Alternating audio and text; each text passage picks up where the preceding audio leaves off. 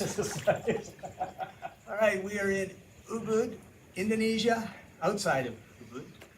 And Sua, this is an amazing place. You're going to see pictures of it. This is home, This is home, away from home. right? So, escape to Mexico now is all about getting out of the rat race. And whether it's Mexico, Indonesia, Vietnam, Colombia, Panama, some other place, it's the same concept. We want to get people out of the 2-hour commute to and from work and Yeah. out of jobs that they hate. This is obviously a work of love that we're sitting in. Yep. And most of the time when I'm thinking about people to talk to, it's like, oh, they have an online business or they have an investment that pays them $50,000 a month. And you've gone at this from a totally different perspective. So tell us a little bit about the story of Susi Villa. Susi Villa was, it's more like, I think it's a calling than anything else. And, you know, I've always been in any kind of business, and you've noticed my journey. I've always been in business to help people, whether it's to help build houses, to help buy business, help joint venture partners, you know, connect them.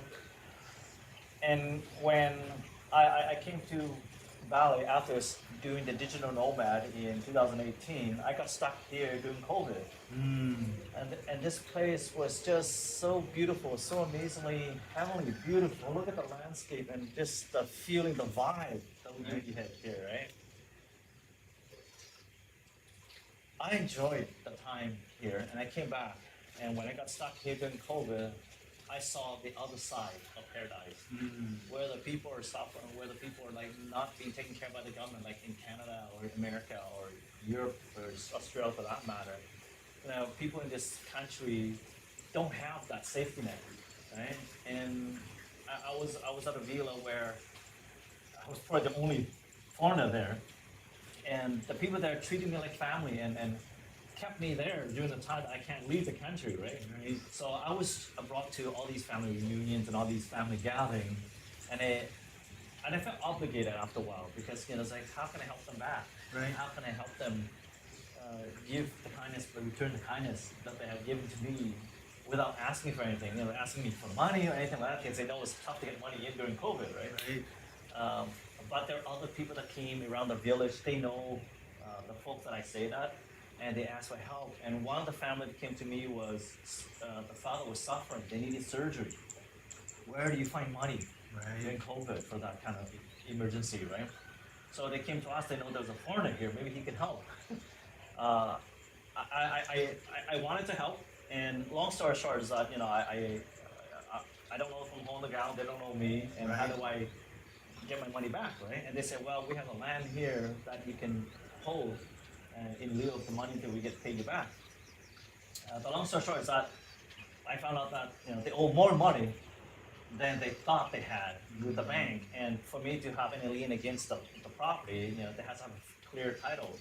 So it came out to that Susi Villa, it was just a small piece of the rice field, like not very productive to produce rice. We need like bigger, right? It's roughly, I think it's less than 15,000 square feet, so it's not huge per se back in America, right? So it would make enough rice for them to live on.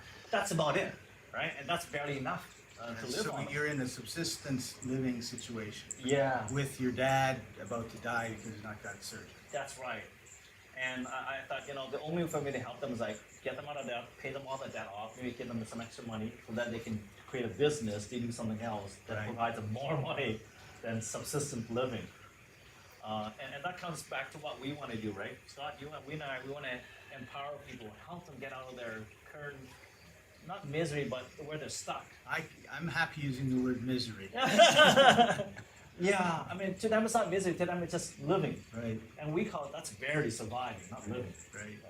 Well, and in Canada and the United States, it's misery. Yeah. Because you have enough money for food, but you've got no life. Yeah. I think they you know, our government's not helping us in any way possible. They're just providing enough so that you don't rebel against the country, right? Let them eat cake. Yes, yes. So long story short is that it was so much money that I was unable to help on my own. So I reached out to my circle, my network that I had built over the past 30 years with my reputation in the industry. I said, guys, we have a problem here that the family desperately needs the money for surgery and all that stuff. Anybody wants to pull me up and maybe give them this money to do this, and we can sort this out afterwards, after COVID's done, right? Not knowing how long it extended for, right? And being a serial entrepreneur, I can't sit on my butt and do nothing. Right. The land is here, and when I saw this, the sunset in the background was so amazing. You saw that, Yes. right? Yeah. I said, we gotta do something to really benefit of this place. And what can we do? At that time, I was staying in a small little villa called Vivek, and the wife of my host is actually a massage therapist instructor. Oh. Yeah, but it's such a small, dinky place, and I thought, hey, why don't we build something big here, like an institute to train other massage therapists, provide more space to train more. Right. Because I found out that she was training therapists to go outside the country to work at the hotels, like in Dubai, New okay. York, at Sheraton, Hilton, and all these big hotel franchises, right? And So she was training really good massage therapists. yes, but she was doing it on a small scale, up to 5, 6 people, half a dozen at a time. And I said, that's amazing. You gave them a skill set that they don't require English Right. to do. Like, you want a massage? An hour? Okay, massage. Done, right? Yeah. And they're really good at that. You had the pleasure Yes. of, Awesome. right? The massage is unbelievable amazing. It's like shiatsu massage, but it's at a slower pace, right? And I said to her, what if you can train a lot more? Because one month worth of working in Dubai is more than enough for the whole year here Right, in Bali for them. And that was amazing. That's What a change big it makes in families. Yeah. So instead of having hard labor, the man working all the time, out the slave up here, they use the hands that they have, the skills that they have. But now the lady becomes the breadwinner now. Right. It's the opposite of what it used to be here, right? And the man can still stay home and help and Right. take care of this crop and take care of the family. And every year they will come back because they can take vacation a couple of weeks, a month, Sure, a sure. year, right? And they come back and they visit family and everything goes well. Sometimes they even return here and work at the local foreign-owned hotels here, even. Right. Right. Because now they have foreigner experience, Yeah. right? Which is kind of cool. And I want to do the same thing, and this is why we create Susi. So if you guys don't know, Susi is an acronym for Sarasvati Ubud Spa Institute. Ah. So we did not intentionally build villas and hotel accommodation. We built it to help them so that they can staff the trainees and massage therapists when they come here to work to train. They stay here for like many weeks, like 5, 6 weeks to learn, or Okay. longer. Right. And they keep coming back every year for a refresher to go up to the next level, right? To become the head massage therapist and all that. So if somebody from the other side of the island wanted to learn, it was a hardship before. because Exactly. Where are they going to stay? Where are they going to stay when they come to learn? So here they can stay and learn, right? Right. And that's our way of repaying them. And do we charge them to train them at the beginning? No, we said go, get training, get the employment, and then pay when you come back. Right. Right. So It's a win it's for everybody. It win-win for them. Right. And it's a no-brainer because Right. there's nothing at risk for them to lose. It's all about, having such an impact in their life. It's just incredible. When they see that, they come back, they're so happy that you give them this opportunity. That's Right. like nobody could give them. The government doesn't even give them. Right. Right? And so when you're not training massage therapists, you have this beautiful place That's right. for digital nomads to come. Yeah. You have an area for us to work. Yeah, yeah. I created it for twofold. It was a selfish part of it was for travelers like ourselves. We come at odd times of the year. We don't come during peak time when it's expensive, when it's full of tourists, right? We come Yeah. non-peak time. Like right now. Yeah, right now, look, it's peaceful, quiet. Pretty much vacant area here, and that's where people like us come to enjoy and even come as a retreat or recharge. And we're building development programs to help people actually not just come and learn, but come and empty that cup. They're full, they're stressed, they have Right. disillusion about life, They have so much anxiety, they have so much grief, they have so much doubt. We have a process to come here, bring them, immerse them here. And we also have a water purification process, we call it, that's a healer, helps them with get rid of the negative energy in the body, spiritually clean them so that they can feel better about their future. Wonderful. Yeah, not to worry about the life in the past, carry the baggage with them, you know. And when they leave, everybody that comes here has come here already. And when they leave, their cup is empty.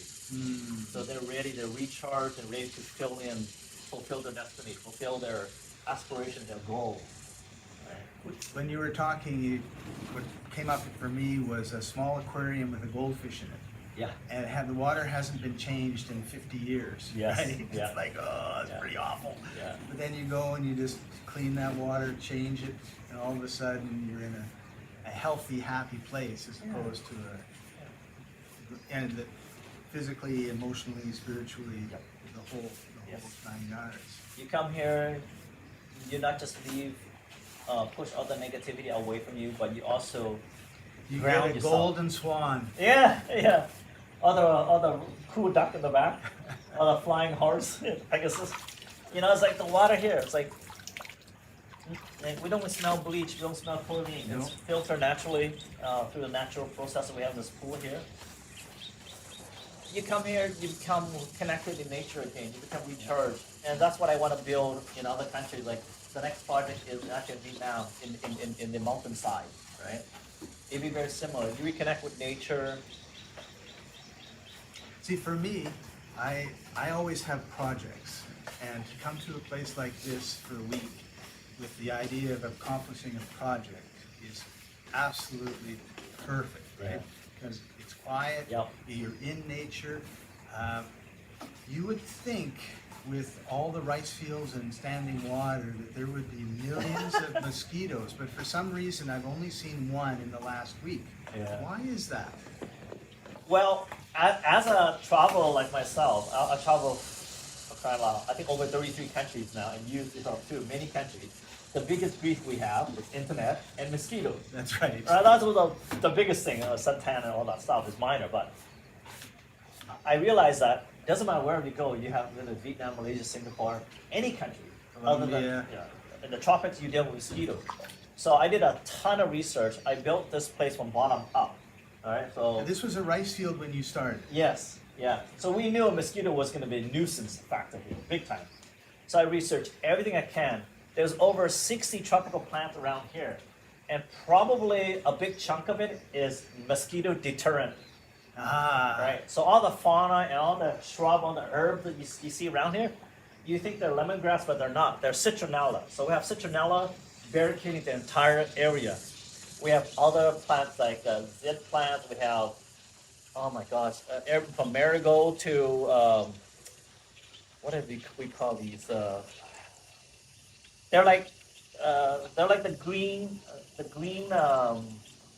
What do we call them in Chinese? That green medicine oh, that has a okay. green balm, tiger balm smell to it. Okay. Oh, Eucalyptus. tea tree. Tea tree, yeah, we have tea tree, we got eucalyptus tree around here.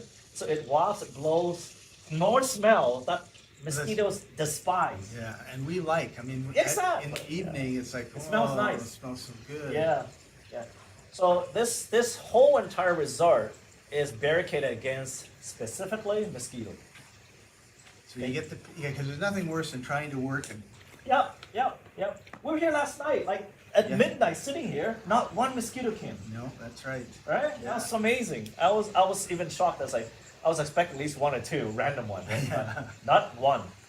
Right? So Sua, what advice would you give people that are back in North America and not particularly, well, they're in the rat race, right? They get up at the same time, they go to work at the same time. Monday they feel awful because they know what the week is going to be like. Yeah. They're in a bit of a rut. They want to get out of the rut. And obviously it's like for example, my journey started 20 years ago when I was telling everybody who would listen that I want to travel the world and work, Yeah. remotely. Yeah. And, it was 10 years, 12 years later that it happened. So we don't want to set the expectation of tomorrow you can do this. Yeah. But what are some of the things that people could I think maybe start with the mindset to be able to get, because without that, it's not going to happen, right? Yeah. And I agree. And you know, when one of my investors asked me, so your projects, how do you? It's the same question my investor asked me. So how do you guarantee that we will have get return that you guarantee? You said the projected return on these projects that we have built. I said, you know what? The only thing that I can guarantee is perseverance, persistent. And I was born with a very stubborn mentality from my father, I inherited the genetic from him. Stubbornness runs in our family. And I said, if you're stubborn, that's a part of the ingredient. It's called persistency. I would say the optimistic way to look at stubbornness is persistence. Right. All right. It really is not different. The characteristics is It's the same thing. Yeah. Yeah. We just call it negatively or or You're positive. pig-headed. No? Yes. Yeah, you're Yeah. stubborn. Yeah. Yes. No, I'm persistent. Yeah. So if you're persistent and your goal, you have some people say 3 to 5 year game plan. No, I mean have a 10-year game plan. My entire vision has been in 10 years time I want to be overlooking at a nice villa resort in Hawaii. That's my original vision board was for many years. Have a vision board, and it was on that vision board for ages. And then that in 10 years, that in 10 years. It keeps moving forward, Right. But my goal has always been, that's what I wanted. And if you have something like this, and to answer my investors, the same answer that I give is like, you can beat me in a day, in a month, in a year, but you can't beat me if my goal is 10 years. Right. All right. Eventually, you will lose and I will win. So what do you mean you will lose? The negativity will lose. Right. The devil will lose. The doubters. haters, doubters will lose. I'll be where they thought I'll never be. Right. Right. All right. So it's a matter of how stubborn you, how persistent are you. And like you said too, like your vision, right? I mean, having that vision is really important. It is. And it like you may get the Hawaii overlooking, you may not. Yeah. Doesn't really matter. No. Right? Because that's the vision, that's you going. And I believe like God will nudge you one way or the other. Yeah. Maybe it's supposed to be in Vietnam, not Hawaii. Yeah. Okay, no problem. The view is the view, Yeah. right? Yeah. The place is the place. The feeling is the feeling, the energy is the same. Yeah. And it was, perhaps I say, so that's why early when I say it's a calling, it's like when I was stuck in COVID and it said, and the doubt side of you come in and say, hey, remember that 10-year game plan? Guess how long that's gonna be pushed back now, Sua? And I shut the hell up. Right? And you argue This didn't yourself. take 10 years. No, Right. This got pushed. So my timeline got pushed up aggressively because I said, do now or never, do or die. You die. So it's like, okay, well, I guess now's a good time because there's no excuses. Everybody's looking for work, and I had a place here that needs to be built. Right. There was no employment in all of Bali, and so I forwarded the plan. I got the investor on board, and I said, let's start building. I said, are you crazy during COVID? He said, what's our excuse? Right. This is not Canada where you're limited by the government regulation and they stop you, they quarantine you and stuff. I suggested this to the village people, and the village people were not against it. They said, well, our government's not helping us, and we need money to buy our, or just daily Just for food. is to survive. Right. Yeah. So we're happy to work. We're happy. So I hired about 30 people working here during COVID. I said, you can wear a mask if you like, but we're in open space. Right. Right. So long story short about those, none of them got COVID in the entire year that they worked here during that COVID time. Nice. Right? So I'm stubborn. I like to bend rules as much as I can, as long as I don't, But you said something really important because you talked to the village. Yeah. Right. Yeah. And there's so many places where people do developments, and the village is cut out of it. Oh, yeah. No benefit at Yeah. all. They don't even know what's going on. Yep. And I just think it's really wonderful that you bring the village in to first of all, here's work, but Yeah. also I want you to support my place. Yeah. Right? Yeah. And here's the goodwill. Yeah. And we bought all of the stuff locally. The majority of this work, the massive majority of all this work is done by local Balinese architects, right? Everything is done locally. And we even hired the local mom. We call the local mom because she goes around and blesses every I day. saw her the other Yeah, day. in the morning she comes, at night she comes. So she's a Balinese priest. She blesses, protects her place. So Bali is a island of the gods, right? And this place is protected, right? Every day, Right. religiously. When they come, they protect this place. It's almost whether you believe it or not. I feel that it helps. Right. Well, just good energy Yeah. coming in Yeah. helps, right? Ah, And the people here love us, support us. My staff, when they're not busy, I ask them to go clean up the whole entire area, like the block watch, like a neighborhood watch kind of thing. well, and you had mentioned, we talked the other night about the neighborhood watch. Maybe talk a Yeah. little bit about that. So Before you do, let me set this up. Many of the places that I go to are considered incredibly dangerous by North American standards, Yeah. right? And they have bars on the windows, and they Yes. have barbed wire on the fences, and it's Yeah. just like everybody is a thief in these areas. Yeah. And you have no bars on anything. Nope, There no is barbed wire the fencing, lowest nothing. fence I have seen in my travels. You can walk over. You can walk over it. Yeah. People, the workers walk by, Yeah, right? yeah. So how can it be so safe? Well, this village, we call the Banjar. The Banjar is a local community, and many of the people that works with us lives in this area. So they watch over us as if we're part of them, right? And they also have almost a dozen people, a dozen big men, will go up and down, patrol this area, like ongoing. They patrol this area all day, all week. Randomly, you see them walking by, you think they're just like village people, happy, they're enjoying each other. No, they keep an eye out for us. Right. They keep any strangers out. They know who's here, who's visiting, who's staying here, right? So if anything goes wrong, they know there's only they see three, Right. right? And they quickly help. We don't need. I said because we respect so much of their culture, and we embrace their culture, and we embrace their I would say regulations. I call it local regulations. So Their lifestyle. their lifestyle. Yeah, their values. Yeah.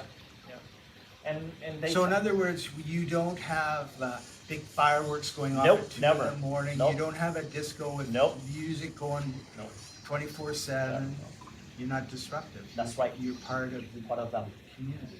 Which brings me back to a point I wanted to make when you were talking about everybody working here. I didn't know this before. You said like these are all the buildings are locally designed, Yeah. right? All the And- materials. And all the materials. And what happens in the United States and Canada a lot, I can say from experience, Important. is, oh, we really like this building in California, we're gonna go and put it in Winnipeg, Manitoba. yes, And yeah. then they design it the same, and then Yeah. in Winnipeg, Manitoba, it goes to -40, which Yeah. never happens in California. Yeah. All the water mains right. break, That's and you've right. got a flood, That's which right. which That's actually happened in a store Yep. that I was at. So Wow. these people, because they're here, they're local, they know everything. Yeah. When they put this roof on, you can be sure that it's a roof that's probably never gonna leak Yep. and gonna last for It will last a long time. Yeah. I mean, for wood to last 15, 20 years is unheard of, especially in the subtropic. Especially, yeah, in the Yeah. tropics. Yeah. But these roofs, like, they take time. I couldn't rush them. They said each roof takes 3 months. You just have to wait. So it's like, can't you all build all 6 roofs at the same time? No. We only have so much small space. And it's not mass produced, right? So it's like, Yeah. take it or leave it. So And they're all original. they are original. Yeah. Each one of the roof looks slightly different. Look, Yeah. the curvature, the nose, the head is just weird. It says, it bends where it bends. Yep. Yeah. And it's so comfortable in the rooms. Like I don't have air conditioning in mine. Yeah. And I turn the fan off. Yeah, Right? that's cool. It's nice and cool and comfortable. And, it's just wonderful. Yeah, we set up so that it catches the breeze and it just walks through the room. A lot of the stuff I also adopted because of our travels, because of what we expect. We take for granted back home. We just plug our stuff in and away it go. Right. But when you go to a lot of places in Bali, the plugs that we have back home in North America, you can't plug it into the Balinese outlet. Right. So when I built this here, everywhere, every room has international outlets. Oh, Right. okay. So that's a small little thing. There are other things too, simple stuff as toilet or the bathtub, we take for Yeah. granted back home the way it is laid out. Right. when they build it here, some of the places, I just like, oh my god, why you put the toilet like smack right next to the bathtub? That is just icky. It's just like, so there's a lot of stuff that we bring that we also, they benefit, the local benefit. They saw the way I built certain things, they said, that's a good idea. You think? Cross-pollinating of ideas. Exactly, yeah. Take the good stuff and modify what they currently have instead of entire, wiping out, disrespecting the culture, build it the way you want, Western style. Right. That's why a lot of the Russian people come here, the Western come here, they build, they get disrespected. They people look by them, they're not happy when they go by them. Right. They don't call them, they don't call them by nice names, and they have some derogatory term here for that, right? Yeah. But when they come visit us, they just come in. They just randomly walk in because we have open arms. Like the front, everything's open. It's not closed, it's not gated. Right. A lot of the place that you go to near the beach area, it's gated, it's closed. You can't go in. They're very basic armed guards saying, local people can't get in. Right. We told them the local people can have them come in, they can walk around, they can do whatever. They just can't enter the privacy of the room. Right.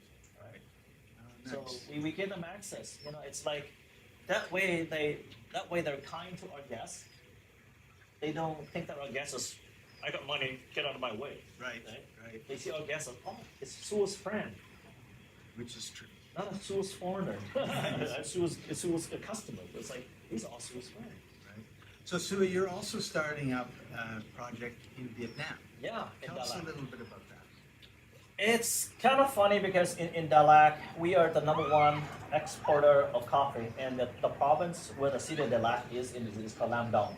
Lam Dong is probably 80% of the growing market of coffee that comes from Vietnam.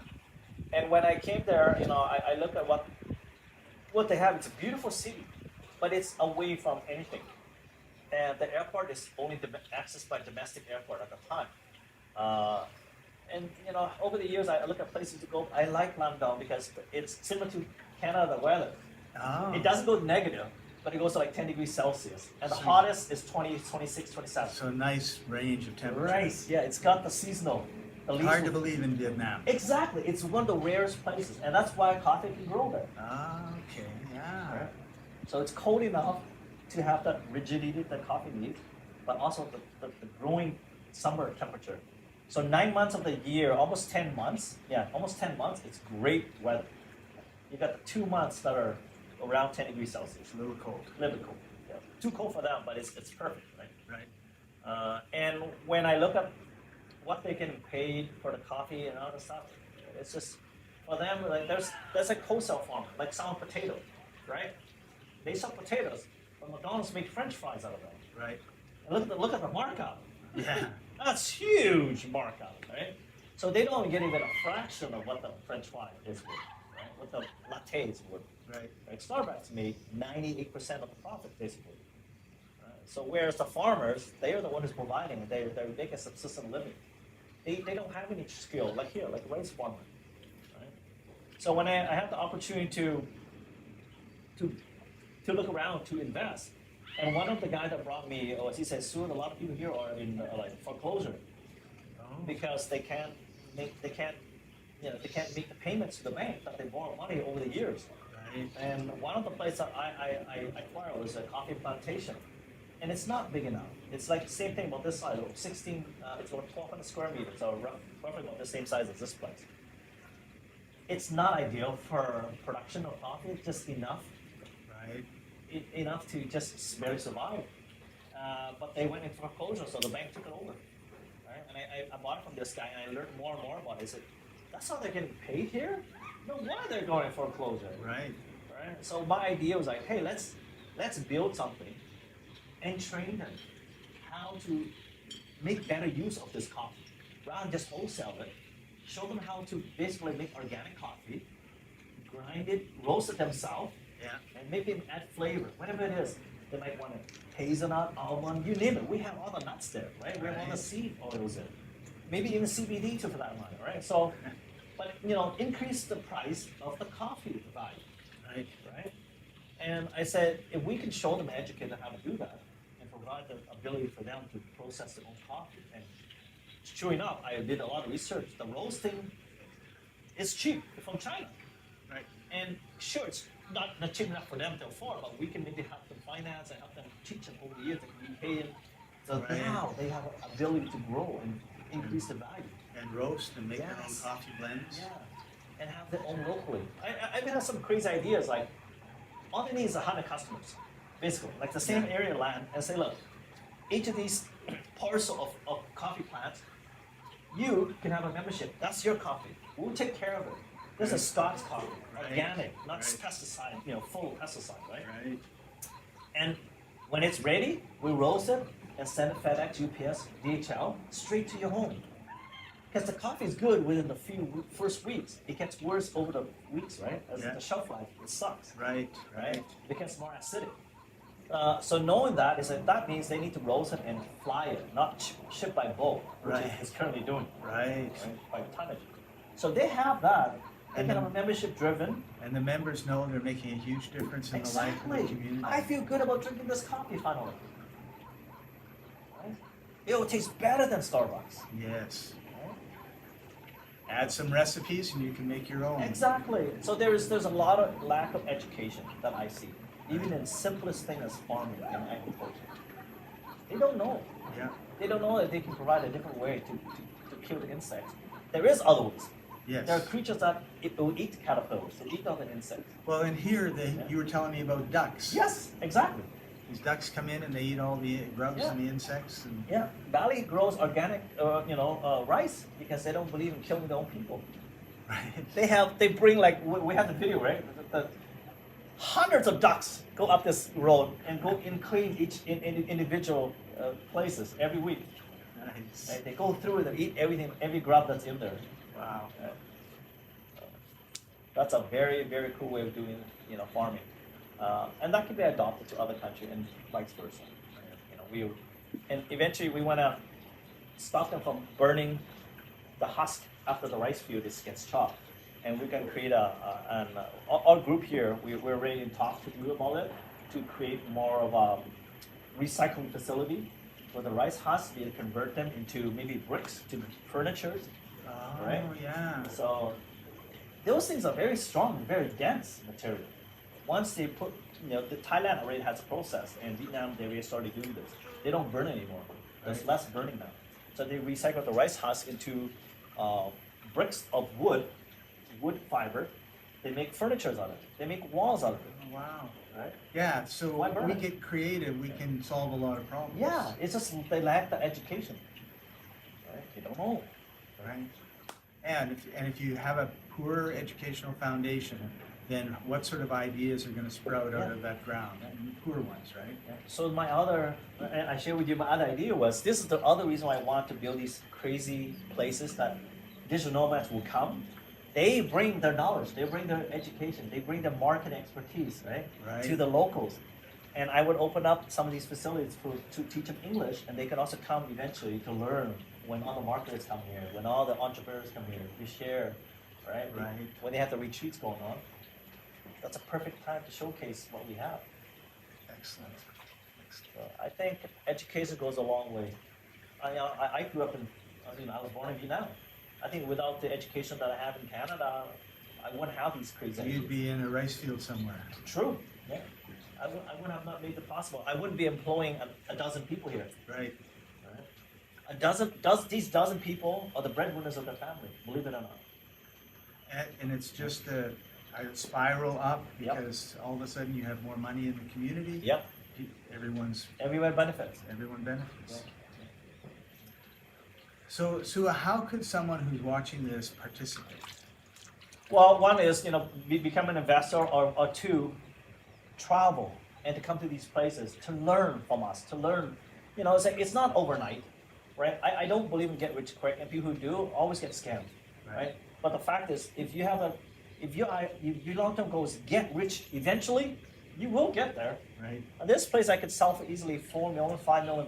It's just like, but I don't want to. This is a income vehicle that I don't have to work one day, Right. and it keeps coming in, right? So it grows from here.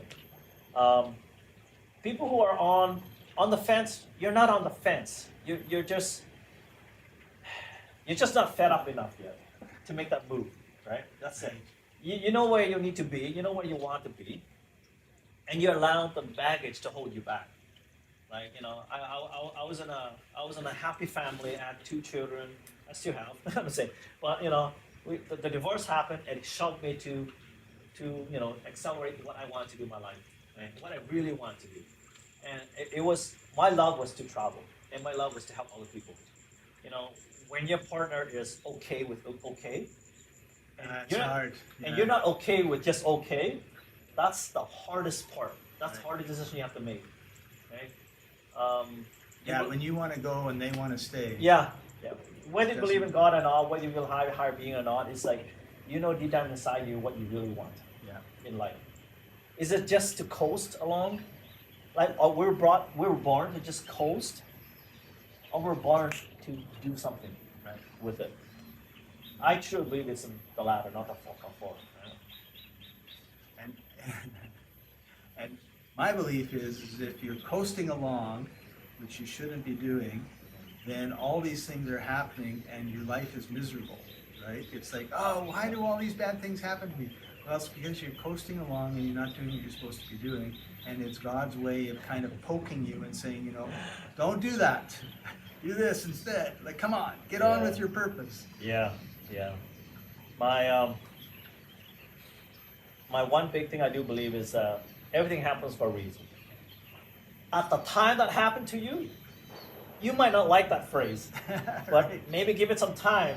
Start to realize, yeah, definitely. Yeah, in hard times when someone says this too will pass, all I feel like doing is punching. Choke them. But the truth is, it does. It does. Yeah. I think the trick is, it's always a A/B choice, right? Like, A, I'm going to grow from this and improve and become better, or B, I'm going to hang on and hang on and hang on and hang on until eventually you hit the bottom and bounce up. And you have no, it's like there's some, I forget the name of the book now. It's like you're in class and exams are compulsory. The only option you have is when you take it. I'm doing day one. Get it over with. Most people are like, when I'm 100, please. Yeah. But the problem is that then if you're in class learning and you don't take the exam, you don't graduate. Yes. Which means then you've got to go through all this crap until you actually graduate. And I'll tell you, life as a graduate student is far better than as an elementary student. I believe so, and I'm the one of the few people who actually believes in, you know what, make mistakes, and you hear it all the time. Make mistakes fast, make mistakes furiously, and learn from it. And learn. They forget that part. Yeah. So I think I've learned a lot over my past 50 odd years, and I'm sure you have too. And I love that, you know. I believe before the Freedom Summit, you know, I heard about digital nomads and I heard about traveling. I didn't know what it was until I surrounded myself with like-minded people like you. And then when I hear your stories, like, holy crap, you travel like wherever I wanted to be already, like in Africa, in India, like Timbuktu, right? And Colombia, I want to be down there when during Colombia during COVID. It's like all this stuff. Like, you're crazy, crazy people are the ones that make the difference in this world. Steve Jobs was considered craziest people. Right? Microsoft, Bill Gates, crazy then, crazy now, but anyway, that's a different story. All of these people are crazy. Yeah. Right? Well, so labeled crazy by people that are in a rat race. True. Yeah. But you know, I'd rather be crazy than the alternative. Yeah. Right? Well, the other thing too, like what you were talking about, failure is really, really important, because once you've experienced some failure, to me the number one lesson is it didn't matter. Yeah.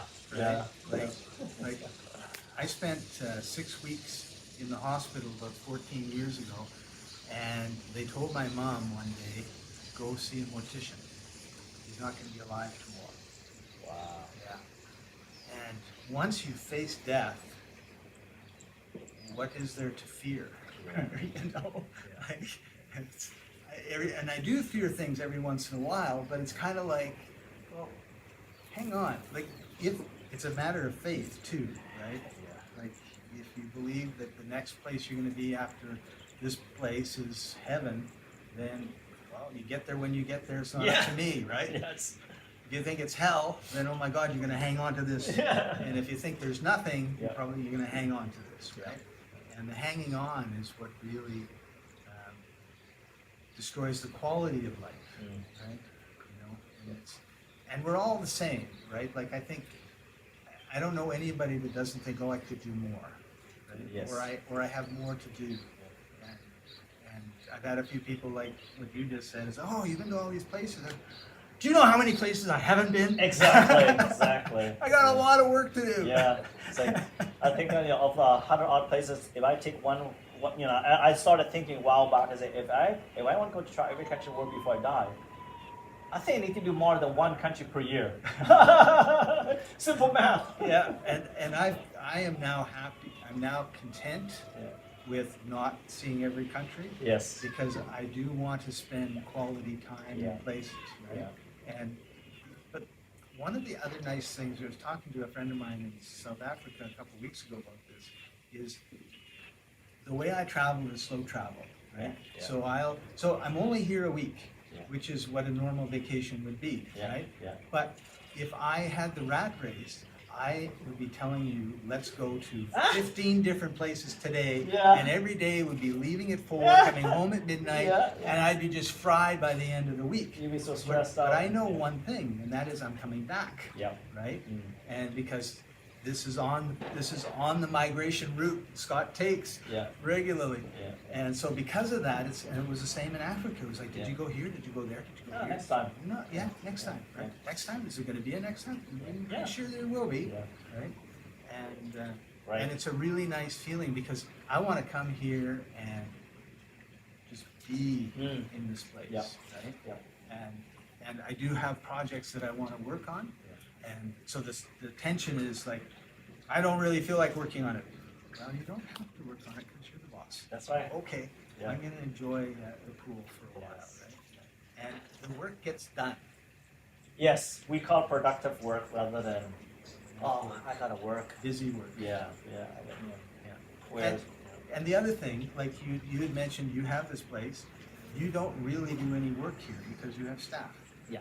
And that's one of the things that I've really started to develop in the last 3 or 4 or 5 years is I have a VA agency, right? Yes. And a bunch of them do work for me, and then we do work for other people who are, it's all referral, because you talked about respect in the village.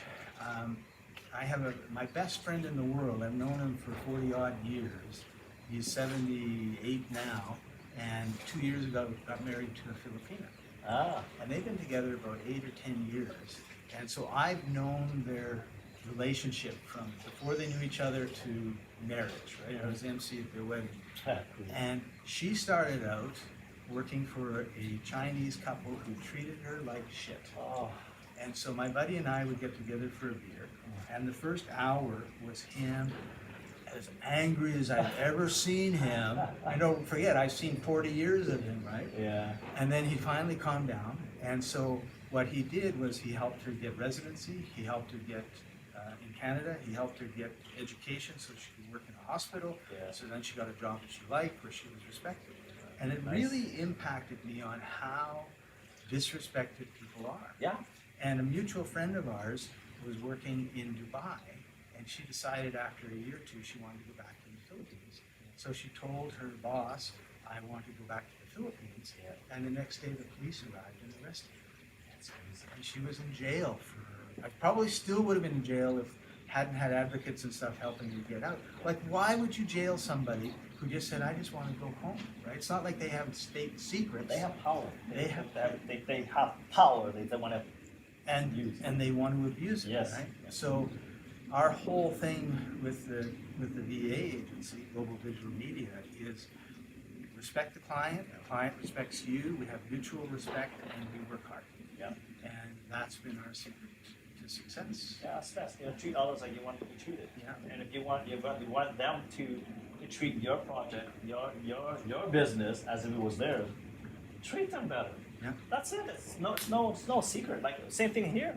And that's how, why you see some of the people, you were here, if the manager's not even here, I wasn't here for 2 days. Yeah. You came here first. I was here all by myself with your staff, and they treated They me treat like like a family. Yeah. Right? Not just like, oh, another foreigner. Yeah. Right? Yeah. You don't, because we treat them like family. Yeah, they're wonderful. That's all it is. And they because we treat them better, they treat our friends and customers better. Yeah. That's all it takes. And they look after the place. Yeah. Yeah. As if it was theirs. Because when they knew you were coming, which they knew well in advance, and I knew when you were coming, I didn't see people running around, oh, we got to get it all ready for Sua because we've been slacking off for the last 3 months. That's right. You know. Yeah, it's ongoing maintenance, ongoing work. Even units that you see, they're working in there, but there's nobody there. Well, they have to make sure that any little cockroach, any little, not cockroach, any little bugs are in there, they get rid of them. Right. They don't want to build a nest by the time they, holy cow, there's a wasp nest. Right. Because you haven't been there for like 3-4 days. Right? Right. Yeah. Sua, thank you for taking time out of your busy day. Really appreciate you. What would be one piece of advice that you would give people that want to make a change? Be around people that you're envious of, that you want to be where they are currently. Learn from them. If I didn't come to the Freedom Summit, and trust me guys, I was working for the banking, mortgage broker, and financing. I was to the office, to the customer. How long? Oh God, decades. Decades. Yeah, decades. So you were I was right. stuck in the rut. Yeah, you I were was- right in there. Yeah, I was stuck in the rut, making good money, Yeah. making way more than most people make, right? And I was really happy. Well, I thought I had a happy life, but deep down inside, you know, you weren't really fulfilled. Right. You weren't really truly, That's a big distinction. Yeah. You can be happy but not fulfilled. but not fulfilled. Yeah. And eventually It eats away at you. and it eats away at your happiness. Yeah. Right? Yeah. Because it does affect you unconsciously. Because every little disagreement between your loved ones becomes a big deal. Right. It's because it wasn't not you're mad at your spouse or they mad at you. It's because you're mad at yourself. Right. And you take it out on them. Exactly. Without knowing that. Yeah. And that's a danger that we face today. In Napoleon Hill talked about that, surrounding yourself with the right people, and I totally agree. And I actually had an interesting experience of that. So I've been to Medellin, Colombia, which 20 years ago was the most dangerous city in the world. Yeah, I want to be. And I've been through, Panama, Southeast Asia, a lot, to Tunisia, Jordan, Yeah. Egypt. I was actually in Egypt on the Sinai Peninsula 4 days after a synagogue had been massacred. 300 people were killed. And I went actually because I said, I'm not going to let those terrorists scare me away from coming here. And I want to support the people that are there. And so I have a bit of an experience of going I don't go to the grungy area at 2 a.m. where everybody's got knives and guns. Yeah, I'm not stupid. Gotta use about some it, common sense. right? Yeah. But I'm not going certain places because of fear. Yeah. And Unfounded fear. unfounded fear. Yeah. And so when I was in South Africa, I'm in Johannesburg, which is now considered one of the most dangerous cities in the world. I'm in Sandton, which is a suburb that has these beautiful malls and amazing restaurants. So it looks amazing, right? Yeah. And I'm walking down the streets, and from my Airbnb, I walk up like 3 blocks, and it's on a hill going up and down, and I pass a black man, and he looks at me, I look at him, I smile, he smiles, I say hi, he says hi, and off we go. And this happens constantly, right? And not that there's a lot of people on the street, but everyone that I meet, this happens. Yeah. There's a park right beside it, so eventually I think, I'm just gonna walk through this park, it looks nice. I walk through the park, there's 3 or 4 black people, or there's 10 black people. I stand out like a sore thumb. They all look. I smile and wave. They smile and wave. Or I walk right by them and I say hi. They say hi. So they're friendly. It's great, right? Yeah. Yeah. Everybody said this is really dangerous. So I had my phone out twice to look at a map directions, Yeah. and both times someone went up to me and said, "Put that away. Someone's going to snatch it." And everybody, there was so much fear that I actually became scared to go out, right? And so, but I had no evidence Of that happening. Of that happening. Yeah. Like my experience was the opposite. Yeah. But so many people said, "Put that away. Someone's Yes. going to come by and snatch it." Yeah. It's like there's you and me, and I see nobody, right? I'm not even near the street. Yeah. You know. Yeah. But I felt that fear and I saw that it impacted my behavior. So we do not appreciate how important it is to be around people that are going in the direction that you Yeah. want to go. Like what you said, I think, is so important because when you're around a bunch of people that are pulling you back and anchoring you, Yeah. it is You're not going anywhere. you're not going anywhere, right? When you're with a bunch of people and it's like I don't know if you know Corey Shop, Schop. He's a 30-ish guy who's been all over the place, right? Yeah. And somehow we became friends on Facebook. And I know he's there and he knows I'm here and I'll comment the odd thing and he'll comment the odd thing, right? So it's kind of like, friends that probably you wouldn't know what to do with if you actually met. But he was in Cebu when I was in Manila in the Philippines. Right? Uh-huh. So I texted him, I says, this is probably the closest we've ever been to each other. And he laughs, he says, yeah, he says, I think you're right. Because he's going all over the place. But the point being is that people like yourself and Corey, when they're traveling to these different places, Byron is another guy who's gone through, just recently went through Central Asia, Pakistan, Kazakhstan, Rough parts of Asia. Oh my God, I want to go. Yeah. Like he's taking these videos of these mountains and streams, and I'm just like, Not a tourist attraction. wow, Yeah. I love to hike, you know. So same. I'm thinking, wow, like this is amazing, right? Yeah. So it doesn't have to be, you don't have to be here. All the wild animals are coming to visit us. It's like cool duck. It's a cool duck. Yeah. Mwah. Yeah. So Life can be how you interpret it. That's pretty much it. I mean, I agree with you. And when I told my mom I was building this right during the COVID lockdown, when the COVID stage 2 came, I said, by the way, I'm going back to Indonesia, Bali. After 2020, Indonesia was the #1 hit in COVID in the world. And you can tell your mom that you're going back to the place where the COVID is the highest in the world. Guess what you will get? All the negative you can possibly think of. I love my mom and all, but I'm going back because I got to finish this project. I got to manage this project. So it was incredible as it is stuck during COVID here, but I voluntarily came back after the quarantine. good for you. After the lockdown, I was like, that's crazy. Why do you want to go back? You went to Canada, do all the stuff, and I returned. I had to finish this project. What you start, you got to finish. That's right. That's it. Awesome. Thank you, Sue. Appreciate it. Thank you very much for bringing me on. Thanks for sharing with everybody.